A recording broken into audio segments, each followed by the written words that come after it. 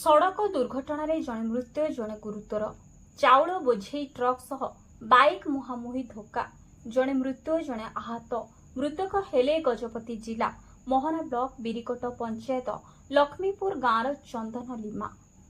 घटनाटी घटी सेरंग थाना खजुरीपदा फांडी तितिसिंह गाँ छक निकटरे।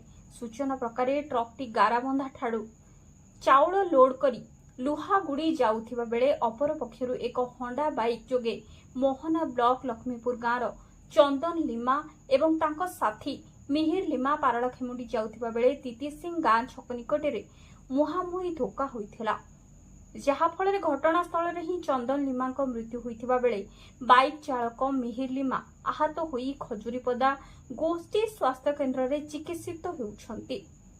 घटनास्थल में खजुरीपदा फांडी पुलिस पहुंची एक्सीडेंट केस नंबर 58/26 रुजु करी घटनार तदंत आरंभ करिछि।